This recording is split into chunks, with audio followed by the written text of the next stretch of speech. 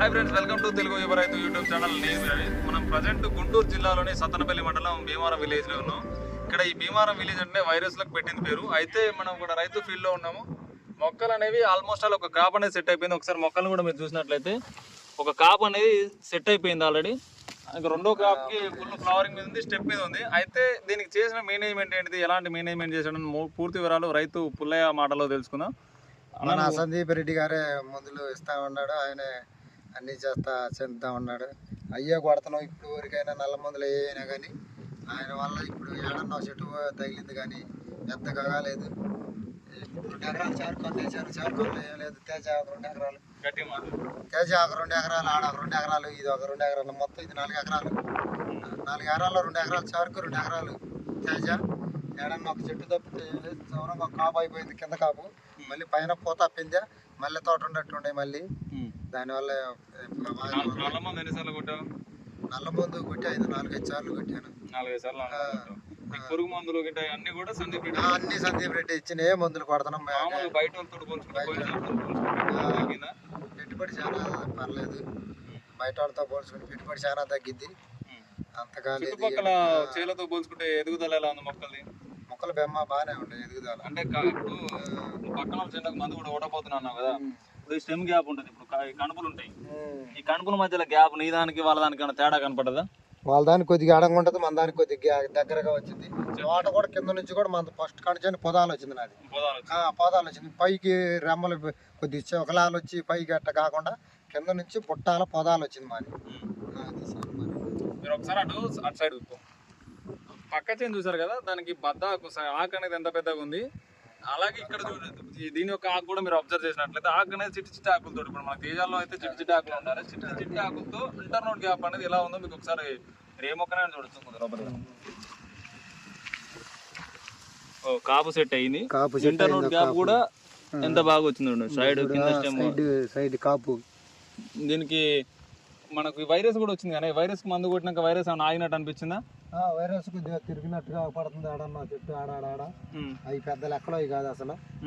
అది మరి తోట తిరిగినట్టుగానే పడుతున్నాయి. మొత్తానికి అయితే మన సందీప్ రెడ్డి మేనేజ్మెంట్, మొత్తానికి ఆ సందీప్ రెడ్డి గారే మేనేజ్మెంట్ బాగానే ఉంటుంది. ఇచ్చే మందు డబ్బాల పేరు తెలుసా? నాకు మందు పడ్డారు తెలియదు, అసలు నాకేం తెలియదు. ఆయన ఇచ్చినవి కొడతాను, ఆడ పెడతా అంతే. కానీ ఇంతకుముందు మందుల షాపులు ఏది ఇస్తే అది తీసుకొచ్చి కొట్టేవాడిని. వాళ్ళు చెప్పిన చదువుకున్న వాళ్ళు చెప్పిన తీసుకొచ్చి కొడతా ఉండేవాడిని. ఏడు అన్నయ్య చెప్పిన ఆయనే గారే సందీప్ పక్కన కౌలు చేస్తా, ఆయన చెప్పినవి తీసుకొచ్చినవి పాటిస్తా కొడతా ఉన్నాం. వాళ్ళు చెప్పిన ఏదన్నా చేతి రైతు వాడుకోవచ్చా? పక్కన రైతు వాడుకోవచ్చు. బెమ్మాడు బాగానే ఉంటాయి అసలు, మందులు తేడా లేదు. పక్కన రైతు వాడుకోవచ్చు. మీరు చూసారు కదా, ఒక రైతు తెలియని రైతుకైతే డబ్బాల పేరు కూడా తెలియదు. నల్ల మంది అంటే ప్లాంట్ పూసారు, ఏదో నల్ల మంది అంటే వేరేది ఏదో కాదు. నా ప్లాంట్ పూసర్ అనేది కలర్ బ్లాక్ కలర్ లో ఉంటుంది కాబట్టి ప్లాంట్ పూసారు. ఆ పచ్చ మంది అంటే మాత్రం మల్టీవిన్. దానికి ప్లాంట్ పూసర్ మల్టీవిన్ అనేది రెగ్యులర్ గా వాడుకోవాలి. దోమకు వచ్చేసి మనకు ఎపికాన్ ఒకటి, లేదంటే మనకు ఫైర్ బ్యాక్స్పిన్, డైఫెన్థ్రియాను, అలాగే మనకు ఈ బిట్రోఫిజిన్, ఇవన్నీ కూడా మార్చి వాడుకోవడం జరిగింది. దోమ అనేది ఇప్పుడు ఈ ఏరియాలో మాత్రం వైరస్ చాలా ఎక్కువగా ఉంటాయి. మీరు భీమారం ఏరియా అంటే 100% వైరస్ లకే పుట్టింది పేరు ఇది. ఇలా మార్చి మందులు వాడుకోవడం వల్ల చాలా వరకు అయితే తెల్లదో వైరస్ కూడా చాలా వరకు కంట్రోల్గా ఉంది. అలాగే మొక్కల గ్రోత్ అయినా, సైడ్ బ్రాంచెస్ అయినా, ఇంటర్నోట్ గ్యాప్ అయినా, మెయిన్గా రైతులందరూ ఏం చేస్తున్నారంటే నా మొక్కలు పెరిగినాయి, నా మొక్కలు పట్టెకమ్మేసింది, నా మొక్కలు పట్టెకమ్మేసింది అనుకున్నారు. కానీ పట్టెకమ్మడం గొప్ప కాదు. ఇంటర్నోట్ గ్యాప్ అనేది కణుపుకు మధ్యలో గ్యాప్ అనేది ఎంత తక్కువగా ఉన్నదని అనేది ఇంపార్టెంట్. ఎందుకంటే మనకు మొక్కలో ఎన్ని కణుపులు వస్తే అన్ని కణుపుల నుంచి పూత వస్తుంది. ఒక కణుపుల నుంచి 2-3 పూతలు వచ్చినప్పుడు కాయలు అనేది ఎక్కువగా వస్తాయి. అంతేగాని ఇంత పొడుగు కణుపులు రావడం వల్ల ఎడంకాపు వస్తుంది. ఎడంకాపు రావడంలో వచ్చే సమస్యలు ఏంటంటే ఫస్ట్ ఆఫ్ ఆల్ కూలీల కొరత అనేది ఎక్కువ ఏర్పడుతుంది. ఎందుకంటే మనకి ఎంత అయినా కూడా కూలీలు ఎక్కువ పడుతుంటారు. ఈ కాయ తెచ్చడానికి ఇబ్బంది అవుతుంది. దాంతో పాటుగా దిగుబడి తక్కువ ఉంటుంది. చేంజ్ చూసానికి పెద్దగా ఉంటుంది. అక్కడ సెల్ డివిజన్ జరుగుతుంది కాబట్టి కాయ పగుళ్ళు, కొమ్మ పగుళ్ళు వస్తుంది, కొమ్మక్కులు వస్తుంది. దాంతో పాటుగా వైరస్లు కూడా చాలా తొందరగా అటాక్ చేయడానికి అవకాశం ఉంటుంది. ఇన్ని రకాల సమస్యలు అనేవి మనకు ఇంటర్నోట్ గ్యాప్ ఎక్కువ ఉన్నప్పుడు ఉంటుంది. కాబట్టి ప్రతి ఒక్క రైతన్న కూడా ఎంతసేపు ఎవరి తోటలకు మీరు చూడడానికి వెళ్ళినా కూడా, ఏదైనా ఫీల్డ్ విజిట్లకు ఎక్కడికి వెళ్ళినా కూడా ఇక్కడ కొమ్మ అనేది ఎంత చిట్టి ఆకులేసి ఉంది, విత్తన రకం ఏంటిది, సెగ్మెంట్ ఏంటిది, ఆ సెగ్మెంట్ తేజాలు అయితే మాత్రం ఖచ్చితంగా చిట్టి ఆకులు ఉండాలి, లావు రకాల ఆకులు ఉండకూడదు. ఇప్పుడు పక్కన రైతు ఉన్నాడు, ఇక్కడ రైతు ఉన్నాడు. పక్క రైతు ఏమనుకుంటాడు అంటే ఎంతసేపు వాని తోట నా తోట సేమ్ ఉంది, 100% ఇద్దరు సేమ్ ఉంది అనుకున్నాడు. కానీ సేమ్ ఉండడం కరెక్ట్ కాదు. 100% ఇంటర్నోట్, ఎన్ని స్టెమ్స్ ఉన్నాయి, ఎన్ని ఇంటర్నోట్స్ ఉన్నాయి అన్నది, కణుపులు ఉన్నాయి అన్నది ముఖ్యం.